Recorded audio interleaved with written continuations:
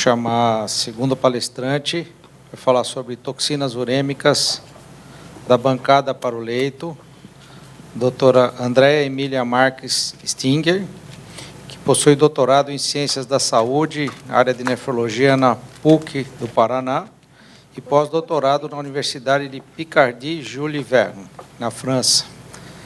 Mestrado em Ciências Farmacêuticas pela Universidade Federal do Paraná, especialização em Bacteriologia pela Universidade Federal do Paraná e graduação em Farmácia e Bioquímica pela Universidade Federal do Paraná.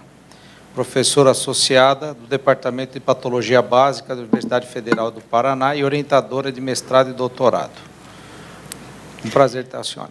Prazer é meu. Gostaria de agradecer a organização do evento, cumprimentar aqui os organizadores do congresso, cumprimentar os meus amigos presentes, né? Cumprimentar aqui o professor Molinari, o nosso presidente do congresso. É bom revê-los, né? Eu consegui hoje encontrar pessoas que eu não via há muito tempo, a minha amiga Lucimari, que está ali, a Luísa, Maria Eugênia, o professor Marcelo. Mesmo os da casa, a gente não encontra toda hora, né? Então, é uma honra estar aqui falando para vocês. Vou fazer uma provocação para que vocês saiam um pouquinho da caixa clínica e vão um pouquinho para a área experimental, né? Hoje eu me defino como um ornitorrinco, sabe, professora? Essa coisa toda composta aí do currículo, a vida não cabe no látis, né? Então, eu estou aqui falando para vocês um pouquinho do que nós fazemos no laboratório, tentando entender esses processos e esses mecanismos do impacto das toxinas urêmicas. Isso. Assim? Tá bom, obrigada. Tentando entender o impacto das toxinas urêmicas no contexto do vaso, que é o que mais nós gostamos de estudar. Acho que é melhor o outro. Melhor se usar de mão, né? Tá bom. Obrigada, acho que melhorou, tá? Então, vamos falar um pouquinho das toxinas urêmicas e como que a gente pode aplicar isso no paciente, tá, gente? Então, aqui, ó, eu queria mostrar para vocês a conexão entre as toxinas urêmicas e os órgãos afetados, né? Então, hoje a gente sabe que na falência renal a gente tem acúmulo de certas toxinas circulantes, né? Mas as principais toxinas hoje que nós trabalhamos no laboratório, paracrisosulfato, indoxilsulfato, temal, elas são então provenientes do metabolismo de aminoácidos no intestino, né, na microbiota intestinal, são conjugadas e sulfatadas no fígado, vão para a circulação, onde então vão exercer os seus efeitos tóxicos. Atingindo vários órgãos, vários tecidos, mas o que mais nós gostamos de trabalhar é a conexão rim-coração. Então, a gente sabe que essas toxinas urêmicas, elas têm efeitos, então, de hipertrofia cardíaca, têm efeitos de profibróticos, inflamatórios. E o que mais a gente estuda no laboratório é o efeito que essas toxinas causam nos vasos, né? Se fôssemos, então, aqui estão colocadas as funções do endotélio, e se fôssemos para eleger uma das moléculas que representam a disfunção endotelial, que é o que nós gostamos de estudar, eu diria para vocês que é o óxido nítrico. Então, o endotélio produz esse óxido nítrico, joga para o músculo para fazer o relaxamento vasodependente. Porém, em situações de disfunção endotelial, esse óxido nítrico ele é produzido em menor quantidade ou ele é produzido de maneira disfuncional, e aí é uma enormidade de marcadores e moléculas que podem alterar a função da produção do óxido nítrico, e esse endotélio passa, então, a não exercer a sua função, a fazer, então, um papel ali totalmente inflamatório na produção de moléculas, ou na falta de produção de moléculas, ou na permeabilidade vascular. Esse endotélio passa, então, a ficar bastante comprometido. Lembrando que, quando a gente está falando de camada íntima, a gente está falando de monocamada, né? Então, esse endotélio ele passa a não exercer corretamente todas essas funções, né? Função anti-inflamatória, antiproliferativa, coagulação e de proteção mesmo do vaso como um todo. O que nós já sabemos? O que o nosso laboratório vem estudando e vem tentando elucidar? É uma colcha de retalhos. Nós estamos nessa caminhada. A Lucimere está aqui, foi minha colega de doutorado, né? Na época acho que era mestrado, doutorado, mas foi contemporânea. O Sérgio também, Felipe acompanhou, a própria professora Maria Eugênia, eu lembro que foi minha banca de doutorado. O que nós avançamos? A gente sabe que, então, as toxinas urêmicas, e hoje nós temos mais de 150 toxinas que se acumulam na circulação quando há falha da função renal, conforme a doença renal progride, elas são absorvidas por transportadores ou elas se conectam a receptores, elas são interiorizadas pelo endotélio, que é a primeira camada que vai receber o impacto daquelas toxinas na circulação. Lembrando aqui que esse endotélio ele tem diferenças sutis na sua forma e na sua arquitetura celular. Então, vamos falar de um endotélio sistêmico, ele vai ser mais homogêneo, mas o endotélio cerebral é de um jeito, o endotélio cardíaco é de outro, lá no rim, lá no glomérulo, é de uma outra forma. Então, essas toxinas vão ser captadas por receptores ou transportadores. Elas se ligam, então, a essas moléculas para serem interiorizadas e vão ativar diversas vias de sinalização. Colocamos aqui nesse slide somente o que nós já avançamos. Existem muito mais vias, né? Então, a gente sabe que o desbalanço ali na produção de óxido nítrico, né, a diminuição vai ativar a superexpressão ou a diminuição de genes inflamatórios, né? Aqui também a ativação de MAP quinases, da via de sinalização do NF-kappa-beta. Acontece também rompimento de junções celulares, causando problemas em citoesqueleto, causando problemas na junção de uma célula endotelial com a outra.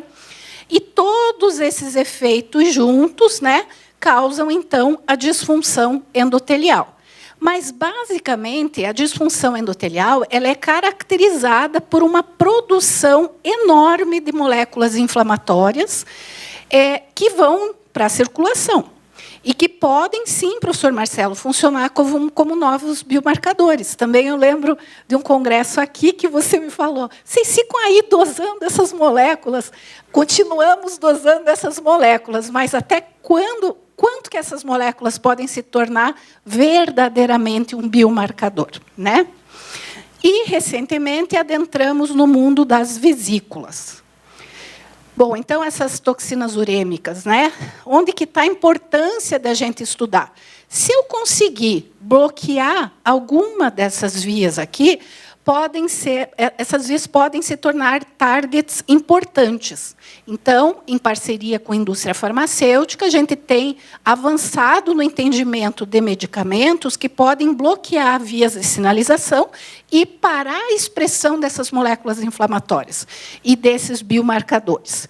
Então, se a gente conseguir interromper tudo isso aqui, talvez essa superexpressão aqui não ocorra. Bom, então, a gente vem estudando aqui, né, o papel dessas toxinas urêmicas que competem com drogas, porque a entrada na célula utiliza os mesmos transportadores que alguns medicamentos, e vamos falar aí de medicamentos para estimular a função renal, venenos, todos utilizam o mesmo transportador, que é da família dos OUTs. Então, por isso que o paciente renal, muitas vezes, não responde a alguns medicamentos, porque o transportador está ocupado com toxina urêmica. Então, essa é uma das explicações. Então, essas toxinas urêmicas, assim como todos os medicamentos e drogas, se ligam à albumina, circulam na circulação ligada à albumina, nossa principal proteína de transporte, que entrega aqui para esses transportadores da família dos OUTs as toxinas urêmicas que entram na célula e vão exercer as suas ações. Os transportadores variam de órgão para órgão, né? No endotélio, a gente tem falado muito de OUT1 e OUT3, mas é uma família de mais de 14 transportadores em todos os órgãos e tecidos. E a gente sabe que existem alguns medicamentos, como alguns antiuricosíricos, que podem interromper essa entrada de toxina urêmica na célula, e aí parar o efeito. Então, aqui eu vou mostrar alguns trabalhos que a gente vem desenvolvendo. A Rayana desenvolveu um trabalho onde nós fizemos uma dobradinha in vitro, in vivo, e a gente estudou o efeito das toxinas urêmicas nas junções celulares. Então, lembrando que o endotélio é uma monocamada, se eu tenho algo que rompe essa junção celular, qual é a próxima camada? É músculo liso. Então, ela pode interferir não só no endotélio, como avançar para a camada íntima, para a camada média do vaso. Então, nós estudamos artérias de doadores e artérias de receptores. Marcamos aqui duas proteínas importantes de junções celulares, que é a zonocludina e a VE-caderina. Percebemos aqui, então, no doador, um endotélio íntegro, né, nas artérias, e no receptor, o endotélio totalmente disrupto e disfuncional, então, morfologicamente falando. Avaliamos, então, essas proteínas de junções e percebemos uma total ruptura. Então, o que vai acontecer aqui? A toxina, o efeito das toxinas está sendo tão intenso que está rompendo isso aqui, fazendo com que a toxina vá para a camada média e também para adventícia em algumas situações, né? E demonstramos aqui, através de marcação dessas duas proteínas por imunofluorescência e também por microscopia eletrônica. Então, aqui, em maior aumento, a marcação da VE-caderina, né, no doador. Então, percebam em menor e maior aumento como o endotélio está íntegro, e no receptor, como o endotélio está completamente disrupto. Então, lembrando que tanto a VE-caderina como a zonocludina são proteínas de junção celular, então, totalmente rompidos. Aqui, a zonocludina, a mesma coisa, né? Então, a monocamada totalmente disrupta. Embaixo da monocamada, a gente tem até células mesenquimais que podem tentar reparar esse vaso, mas não conseguem. Aqui fizemos, então, lá na nossa universidade, a marcação disso através de... a visualização disso através de microscopia eletrônica de varredura. Então, veja, célula íntegra, junção, celulinha colada uma na outra. Aqui, usamos o DMSO como um controle positivo, a gente já vê buracos aqui, né, nas junções, e percebam, frente às toxinas urêmicas, o que vai acontecendo com as junções celulares, tá? Até na mais deletéria, que é o fosfato 3 milimolar. Aqui colocamos o soro urêmico de uma uremia leve, moderada, acentuada. Então, o que vai acontecendo com as células e com as junções celulares quando a uremia está presente? Então, toxinas isoladas, e aqui usando o soro urêmico, que tem tudo misturado. E, então, a gente demonstrou, através dos experimentos, que tanto a VE-caderina ela está diminuída, né, em pacientes com uremia severa, como a zonocludina. Aqui nós tivemos um problema que o gene se mostrou superexpresso e a proteína diminuída, mostrando que pode ser um efeito pós-transducional, mas as duas proteínas alteradas em grau de uremia severa. Recentemente, então, a gente tentou entender o que acontece após a entrada na célula endotelial, o que essa toxina urêmica consegue modular, quais são as vias que essa toxina consegue modular. E vimos, então, que uma via bastante importante, que é a via do CREB1-ATF1, ela começa a ser, então, prejudicada, levando, então, à superexpressão, tanto os genes, né, no seu estado sem fosforilar, como fosforilado, levando, então, à superexpressão de várias moléculas de sinalização, de vários biomarcadores, né? Então, aqui mostrando por imunofluorescência que a via do CREB1 está superexpressa e a via do ATF1 também está superexpressa, levando, então, aqui nós fizemos a marcação de vários genes, né, como moléculas inflamatórias, ICAM, prostaglandinas, NOX1, e NOX1, NOX2. Nós vemos, então, superexpressão desses genes inflamatórios, desses marcadores inflamatórios. E aí definimos uma via importante relacionada, então, à produção desses biomarcadores, que é a via do CREB1 ATF1. Bom, então, o que a gente percebeu aqui nesse estudo? Que a doença renal crônica, então, diminuindo sua função renal, aumenta a produção das toxinas urêmicas, que entram pelo OUT1, que estimulam a produção de vias, tanto do CREB como a TF1, em graus distintos, e que isso age em nível nuclear, aumentando a produção de biomarcadores de disfunção endotelial. Então, confirmamos aqui o papel dessas toxinas urêmicas numa via bastante importante dentro da célula endotelial. Recentemente, então, a gente começou a trabalhar com a nanomedicina. Por quê? Porque as nanomoléculas, hoje em dia, estão em alta e a gente tentou entender como as micropartículas endoteliais podem afetar a célula endotelial como um todo e o organismo do indivíduo como um todo. Então, as toxinas urêmicas agem aqui nessa célula, estimulam toda uma produção de micropartículas que são liberadas, e essas micropartículas são moléculas bastante ativas, porque elas carregam no seu interior RNA, proteínas, e várias substâncias que estimulam, que podem transitar na corrente circulatória e estimular outras células e tecidos. Para vocês terem uma ideia, então, aqui o tamanho de uma nanomolécula, né, de uma nanopartícula, e o que ela pode, como que ela é formada. Então, aqui mostrando também, esse aqui é a foto lá do nosso laboratório de microscopia eletrônica, que fica lá no Centro Politécnico, uma célula endotelial, e na sua superfície cheio de micropartículas.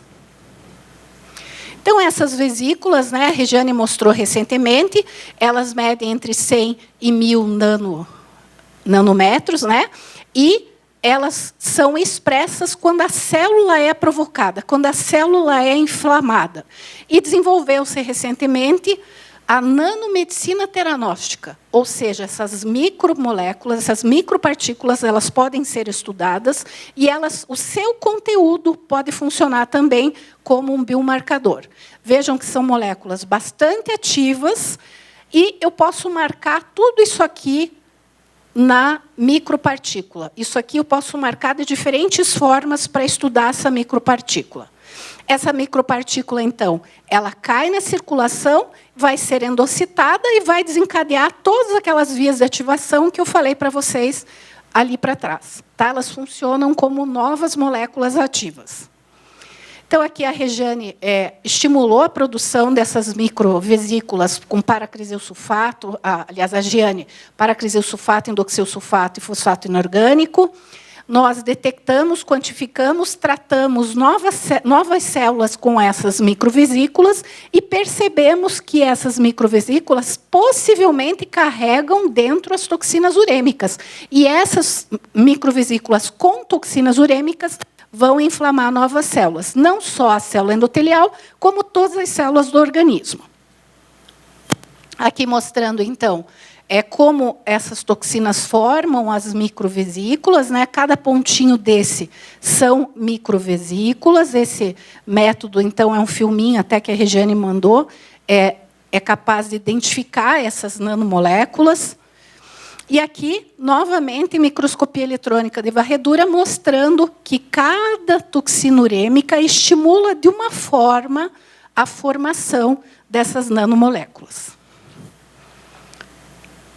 Aqui também, a Carol, confundo os orientados, tá, gente? Acho que não sou só eu, mas eu confundo. Estão todos ali sentados, depois eles vão brigar comigo. Aqui, gente, a gente está mostrando, então, o que a gente está propondo. A Carol quer estudar na membrana peritoneal se ocorre a formação, se essas células do peritônio elas conseguem formar também as microvesículas. Então, para isso, a gente está tentando extrair do dialisato dos pacientes submetidos à diálise peritoneal essas vesículas e colocando essas vesículas em contato com novas células. Então, aqui nós publicamos uma revisão, né, mostrando então a relação, o eixo rim-coração, né, a uremia e a diálise peritoneal. A Carol ainda está em andamento com esse estudo, mas, basicamente, a gente coleta aqui do dialisato, extrai as vesículas, caracteriza, coloca em contato com novas células e vai fazer todo um estudo do que pode ativar, do conteúdo, que via, enfim. E aqui nós temos alguns resultados que a Regiane apresentou recentemente de células tratadas com Temal, que é uma toxina urêmica recente e com grande efeito cardiovascular. Então, vemos aqui a quantidade de microvesículas formadas, não é homogêneo, percebam que é um padrão diferente, elas ficam num determinado pedaço da célula, né? Então, percebam que há muita microvesiculação quando essa toxina urêmica está presente. E aqui marcando também por microscopia confocal, e a gente vê a distribuição também, a internalização dessas microvesículas por novas células. Tudo isso, relembrando, a gente faz dentro da universidade, dentro lá do nosso setor de ciências biológicas, esses ensaios. E, recentemente, esse artigo foi submetido quinta-feira, a gente detectou, né, que, num outro estudo, eu coloquei ele aqui porque é bastante interessante, no podócito, nós apresentamos aqui no congresso um artigo de podócito, um pôster de podócito, né? Nós detectamos que os podócitos, quando disfuncionais também, então essa é uma área que nós estamos caminhando lentamente no laboratório, é difícil estudar podócito, porque ele não cresce normalmente, ele é uma célula quiescente, então a gente tem que estimular muito para conseguir cultivar um podócito. A gente tratou esse podócito com cloroquina, lesionou esse podócito, todos os lisossomos começaram a ficar inchados aqui, ocorre, então, aqui uma bagunça no citoesqueleto desse podócito, e aí a gente vê, então, uma alteração podocitária aqui, e aqui eu mudei de doença, né? Eu só coloquei em nível de curiosidade, porque não é mais toxicidade urêmica, mas é uma certa toxicidade.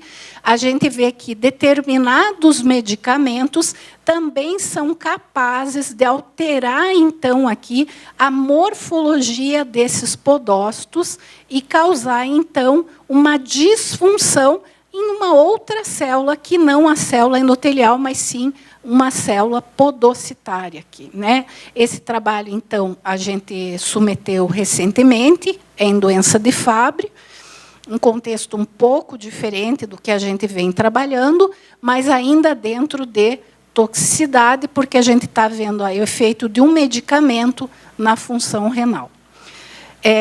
Gostaria, então, acho que já deu meu tempo aqui, gostaria de agradecer mais uma vez o congresso, o convite aqui pelos meus colegas, professor Rogério, professor Marcelo, Felipe, o Sérgio, e mostrar aqui o nosso grupo, nós estamos à disposição. É muito importante essa colaboração clínico-laboratorial, porque o clínico nos traz o problema, e nós tentamos dar um caminho para o entendimento do problema. Então, eu gosto muito quando os estudos são clínico-experimentais. Agradeço muito aqui e quero agradecer a minha equipe aqui, o Guilherme, a Carol, a Gabriela está lá na Austrália, a Aline, o Paulo, a minha colega aqui, Dinéia, de laboratório, e coloco o nosso laboratório lá de nefrologia experimental à disposição de todos. Muito obrigada.